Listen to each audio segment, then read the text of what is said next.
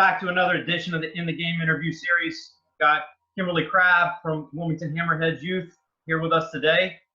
Kimberly, thanks for taking the time to join us. And why don't you give us a little bit of your background, your playing experiences, and what is your current role and what led you into it now? Sure.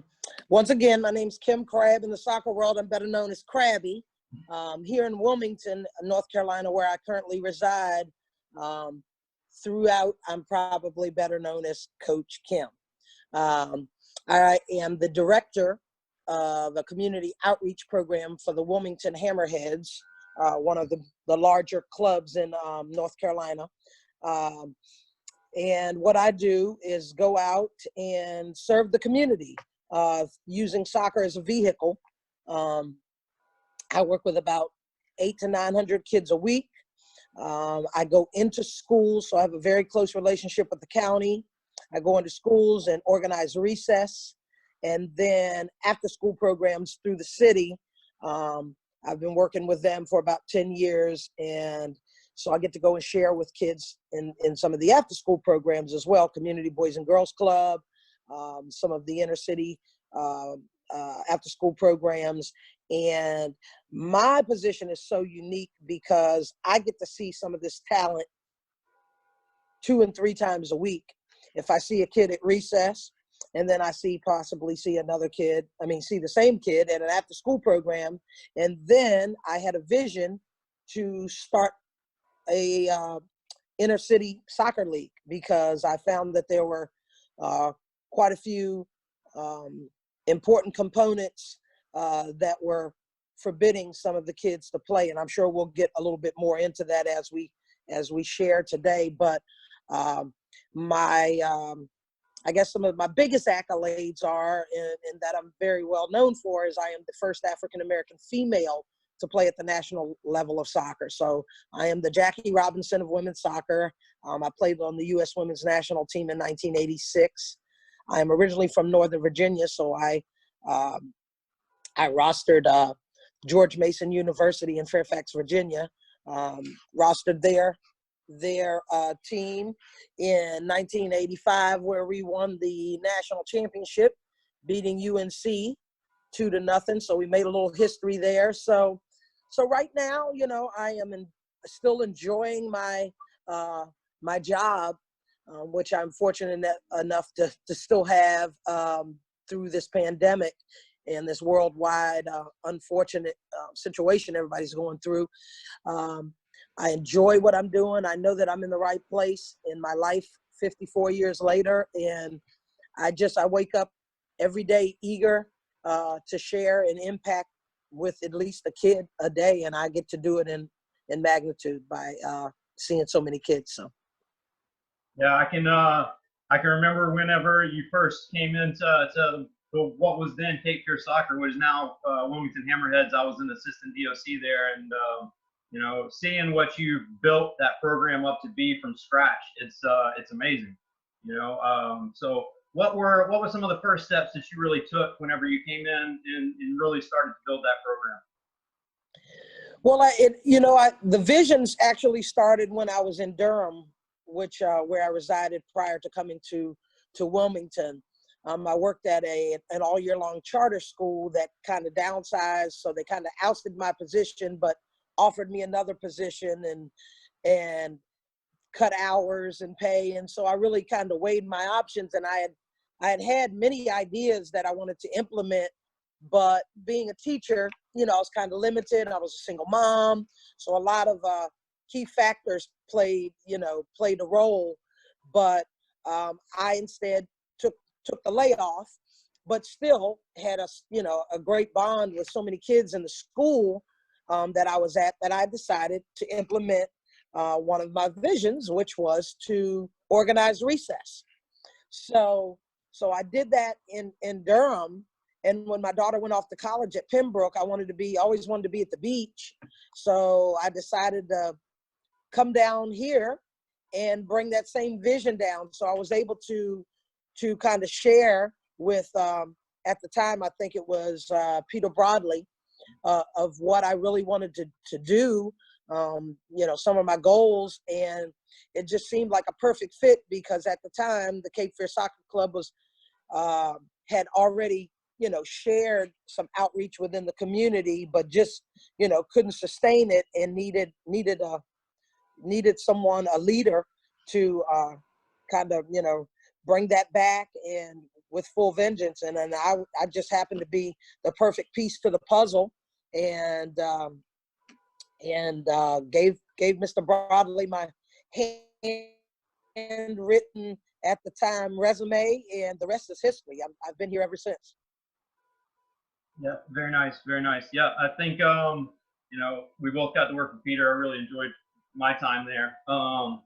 So you came in and it was it was probably a little disorganized. You were able to get things organized. Now you said you're working with close to 800 or 900 kids. That's, and especially in a community like Wilmington, that's a lot. Yeah, some people think it's a little cuckoo for me, but when you know that you're doing the right thing, it's amazing how your drive is internally. You know what I mean? So it's no different than wanting to make the U.S. national team and getting up every day and training and putting in the work that you need to put in to get an outcome. You know what I mean? So you have to invest a little bit to get a good outcome. And so if it meant coming in 10 years ago and hitting the ground rolling and coaching, I think I was coaching academy, I was coaching a classic team, I was also implementing the outreach within the community, getting home every night at 10 and 11 o'clock, and it's not even really seeing my house, just using it as a place to lay my head. Just sometimes that's what you got to do. You got to put in that work. And I think a lot of folks could agree, if they own businesses, they can say, hey, I started from the knee and elbows in for this business, and look at where I am now. So you really do have to put in what you're trying to get out. So it's important to me to kind of exemplify those qualities, even for my kids that are within my program. I am the face of the community. They can count on me. They know that I'm coming unless it's bad weather. And if it's bad weather, I still may go to the school and do lunch or go read a book to a class or something. But it is, I know how important it is, and I'm sure we'll elaborate a little bit more on that as well, on how important it is to be that face that they can count on, not just that hit or miss, come, have fun, size us up, get us all hyped up, and then vanish and be gone. Because a lot of programs do that, you know what I mean? Unfortunately, they may not be able to sustain for whatever reasons, but I wanted to build a foundation, and it's kind of taken 10 years. So yeah, I think it goes back to one of the common things that keeps coming up as I do these interviews is the relationship piece and how important it is. And I think that the amount that you've invested in, obviously, I think the relationship goes both ways, because I think that just hearing you talk about the program, your face lights up, and it's you can tell it's a huge piece of you personally. Absolutely. I'm extremely passionate about it. That's something that I can't fake, nor would I want to. When you're doing something community oriented, or you're doing something that makes a difference, or to be as extreme as I can be, when you're doing something that saves lives, yeah, you're passionate about it. We see it every day on TV with all of these, first responders that are doing everything they can to help, with this pandemic that we're going through worldwide. So yeah, I take it serious. Yeah, I think you definitely have to, for sure. How many other volunteers do you have? I know obviously you take a lot on yourself there to kind of make sure that you're the face of it. How many other people do you have helping you out there? Well, it's kind of been hit or miss, as it would be with probably any program, or you got the YMCA. I've got friends over there. As large as they are, they're always still looking for volunteers as well. The good component that's here in town is the university. So I try to tap into the university. There's a lot of, students that are in the education department that are studying to be phys ed teachers that are looking for some work, some volunteer work. And then I try to, my main volunteer base comes from my high schools. These are kids that have to do community work, but these are the kids that I can teach, that may one day I may be able to pass the torch on, you know what I mean? So I really try to tap into the club, because we have teams here, and as well as the high schools, the local high schools. I think that it's important not only for them to get their community hours, but to see that how important it is for them to do their part to enhance, and to make their community better. So, so I'm really adamant about when I have to sign off for them to get their hours, how important it is to come back, because these kids, they start to take to them, and then they're gone. They may just come to they need 6 hours. Coach, I'm from New Hanover High School. I need to try to get in 6 hours. Well, you can do that on a Saturday. You know what I mean? But if you continue coming out, you then are getting the overall gist of what this program really is all about, and how important it is within the community. So it's great that I have these resources around me, but at times it is hard. College students on a Saturday may not want to come out and spend their Saturday morning straight through till 2 o'clock in the hot sun, but hey, I'm there at 6 o'clock a.m., and you don't have to be there until 9:30, 10 o'clock, but I think the majority of the volunteers, especially the ones that have been with me since the beginning, I've got Marco Acosta. He's been with me since I began, because I was working very closely with St. Mary's, the Hispanic community. So of course I needed somebody that spoke Spanish, which I'm learning and doing a little bit better at.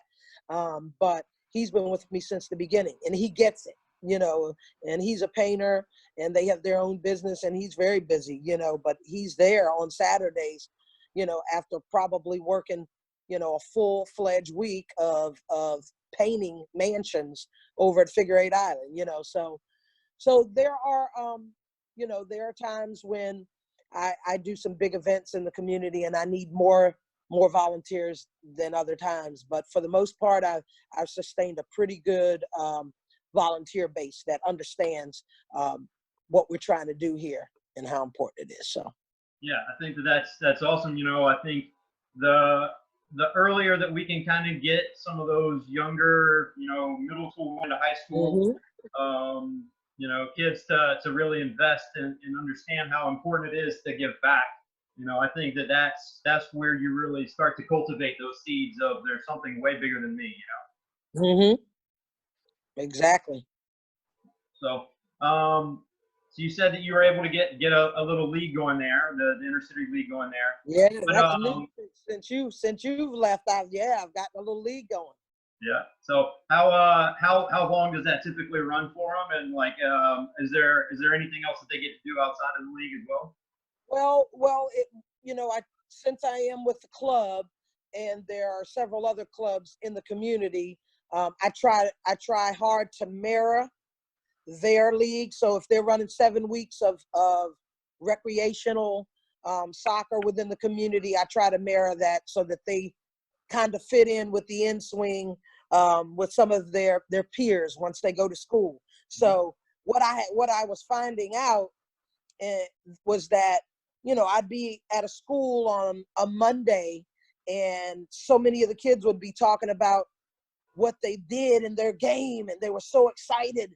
And then there was others that didn't have, I could see the look in their faces that they wanted to too be able to share a story like that. And I could relate to these kids. And it's not a lot of times their fault that they can't play with some of the recreational leagues because money, plays a key issue, as we know. And I wanted to be a solution to that. That was a problem to me.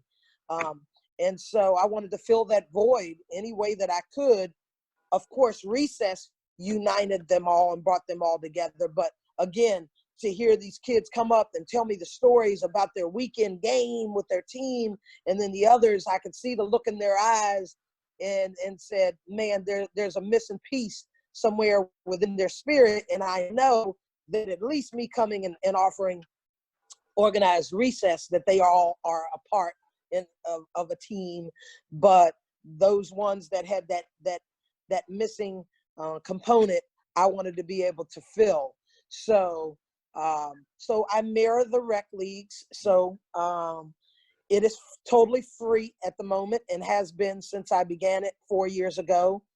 I'm running about 200 kids, ages 5 up to 16, because now I've reached like my seniors that have been with me since the beginning. So we are now entertaining some new issues, like helping them perhaps think about the next step, what they want to do. Are they prepared to possibly entertain college? If not, maybe the community college, because I know the coach here. Our main goal is to make sure that they graduate so that we can, entertain what the next step could possibly be with them. So that is preparing me for the kids that are coming behind them to maybe talk about some goals early on, because this is like my first senior class, and it's an exciting piece to the program, important piece to the program, but it's another entity that I put on my list of duties, you know what I mean? Because it is just me. I don't have an assistant.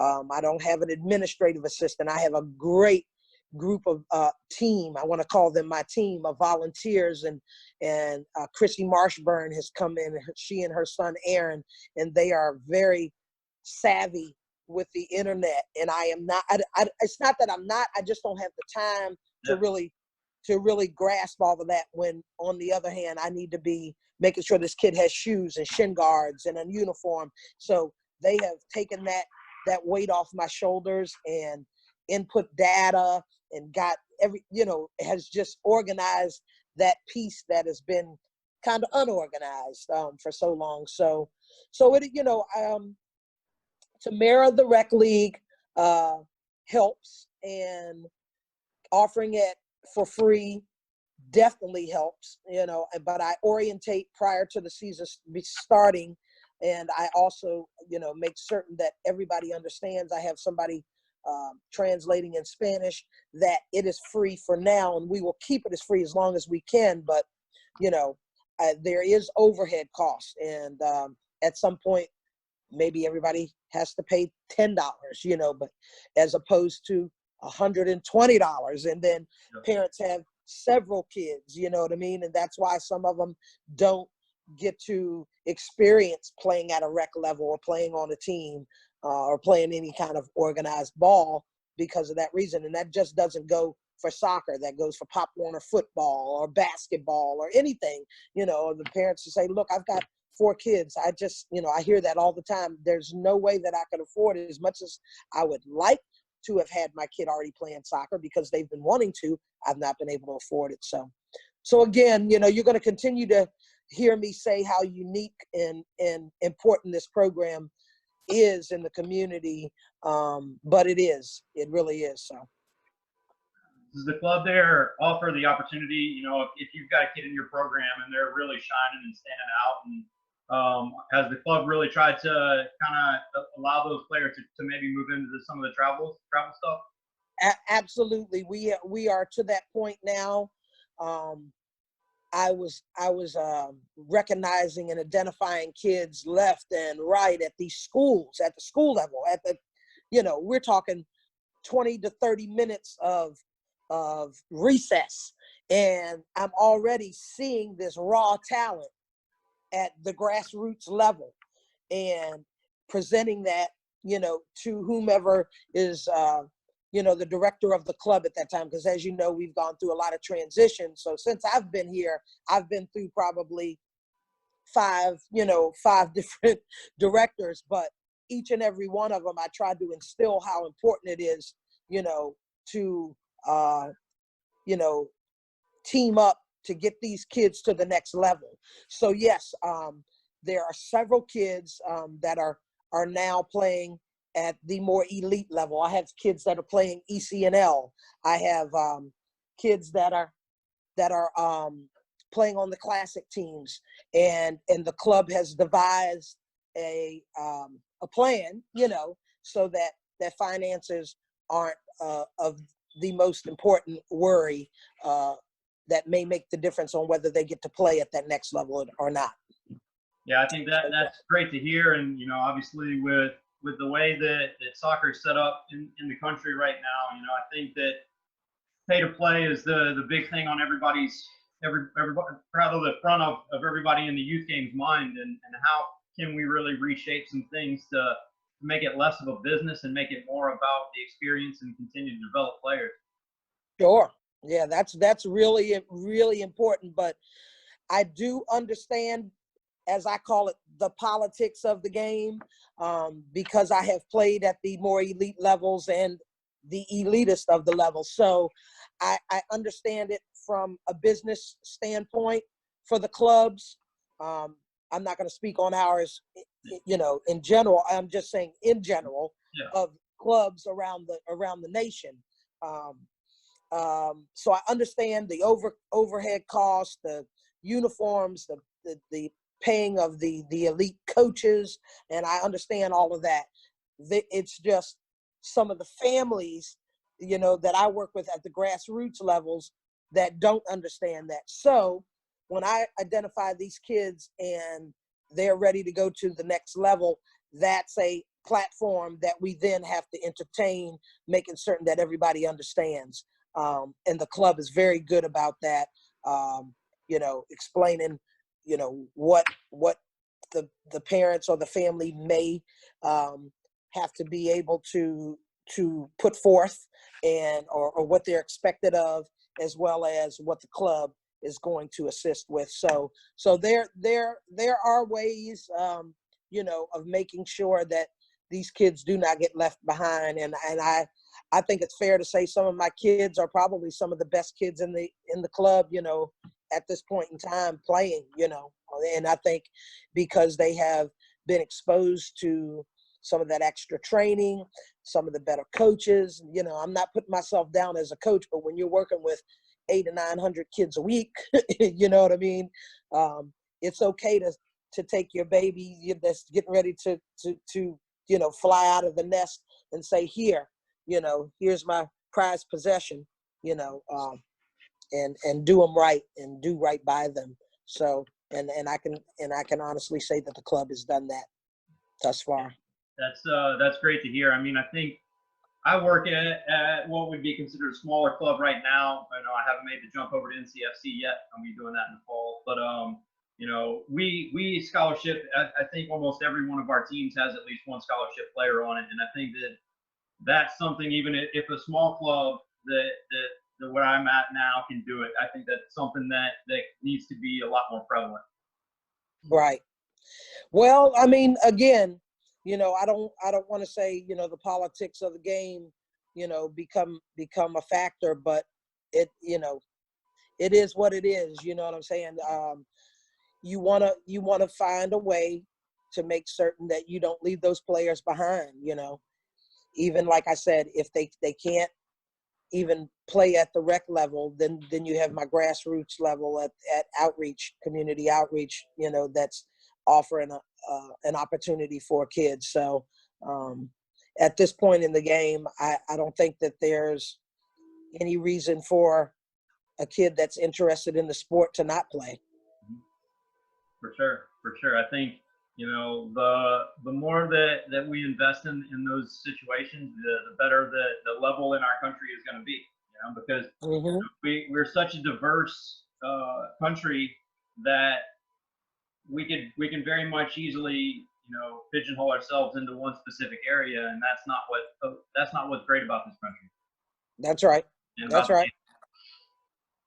So what were some of, obviously you played at the highest of levels, and were a real pioneer in doing that. What are some of the experiences that you try to take from that and kind of instill when you're working with younger players?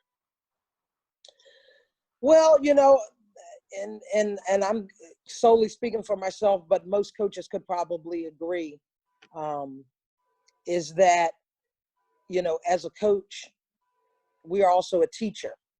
And as a teacher, you don't want to leave any kids behind. You're going to find a way to devise whatever you're trying to present or trying to teach so that that kid comprehends, because not everybody comprehends the same. So I think as a coach, we want to make sure that every kid that is on our team or comes within our program has an opportunity to learn the sport.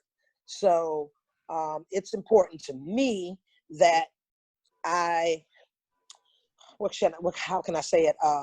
Not curtail, but that I present, let's say, a session or something that I'm trying to teach in a way that every one of the kids that are in front of me will understand.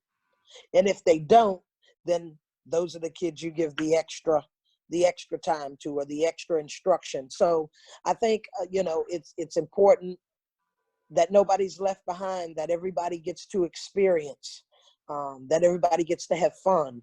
That's an important component that a lot of us begin to leave behind once we start getting at those elite levels and the politics of the game start stepping in. That it has to be fun. And I work very hard at making sure that every kid in my program has a good experience. So yeah, I think you would probably agree as a coach. Coaching, I mean, you coached at Mount Olive, now you're moved on, and I mean, you probably could say the same. You wanted to make sure that every one of those kids, one of those girls or boys, or whatever you may have been coaching, had a good experience. Yeah, I think that the fun piece is huge. I think, and that it can be very easy as coaches to get wrapped up in the tactics, and we need to be better technically and all those things. But especially at the youth level, if the fun piece is gone, then that player's gone. Yeah, and I tell my kids all the time, you guys don't know BB King, the song "The Thrill Is Gone." But I said, once it's no longer fun, I mean, it's kind of hard to bring that back. You know what I mean? It's like, or like I said, if you curtail it or you present it in a different way, you know what I mean, then you may be able to engage that particular player or kid or student. You know what I mean? So yeah, I think that's very important as a coach or as a teacher that we are.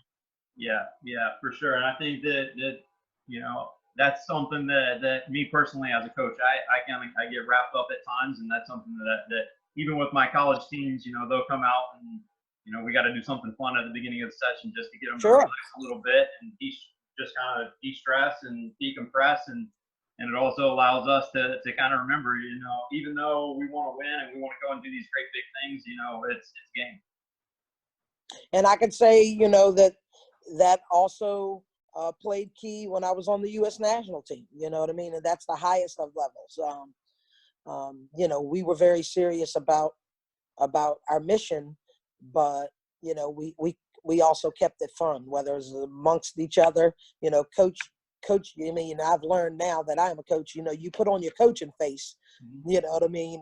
No doubt about it. But again, it goes back to making certain that everybody has that good experience, and I think fun is definitely a key component that should be understood and implemented. What advice do you have for young coaches? For the young coaches, I think number one, be certain that this is what you want to do, whether you're coaching at the grassroots level or you're coaching for the U.S. national team. Most of us that get into it know that this is what we want to do. And so that's why we advance on.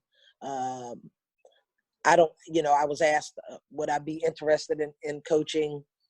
I don't know. Somebody asked me, would I be interested in coaching professional? I mean, they skipped right over like college. I'm just going like, I'm at the grassroots level now. Yes, I've coached at a classic level and an academy level, and